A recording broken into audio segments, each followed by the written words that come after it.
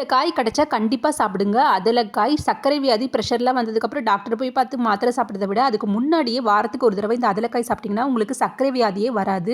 இன்றைக்கி அதலக்காய் வச்சு பொரியல் எப்படி பண்ணலான்னு பார்க்கலாம். அதலக்காயை நல்லா வாஷ் பண்ணிக்கோங்க. அந்த வால் பகுதியில் நீளமாக இருக்கிறத மட்டும் எடுத்துகிட்டு மீதி வாஷ் பண்ணி வச்சுக்கோங்க. சின்ன வெங்காயம் போட்டு பண்ணிங்க, செம்ம டேஸ்டியாக இருக்கும். 10 சின்ன வெங்காயம், ஒரு பச்சை மிளகாவை சின்ன சின்ன கட் பண்ணிக்கலாம்.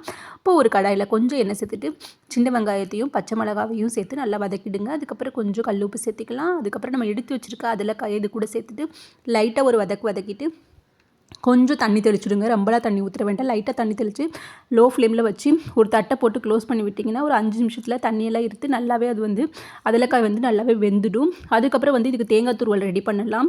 ஒரு சில் தேங்காய், அதுக்கப்புறம் கொஞ்சம் சோம்பு எடுத்துக்கலாம். ரெண்டையுமே நல்லா மிக்சியில் அரைச்சிட்டு அந்த தேங்காய் துருவலை இது கூட சேர்த்து நல்லா மிக்ஸ் பண்ணிவிட்டு ஒரு 3 நிமிஷம் மட்டும் நல்லா வதக்கிட்டு அதுக்கப்புறம் நீங்கள் சாப்பாட்டுக்கு சைட் டிஷ்ஷாக வச்சு சாப்பிட்லாம். செம்ம டேஸ்டியாக இருக்கும். இன்றைக்கி நான் ரெட் ரைஸ் கஞ்சி செஞ்சு அது கூட இந்த அதலக்காய் பொரியல் வச்சு சாப்பிட்டேன். வேறு லெவல் டேஸ்டியாக இருந்துச்சு. கண்டிப்பாக ட்ரை பண்ணி பாருங்கள்.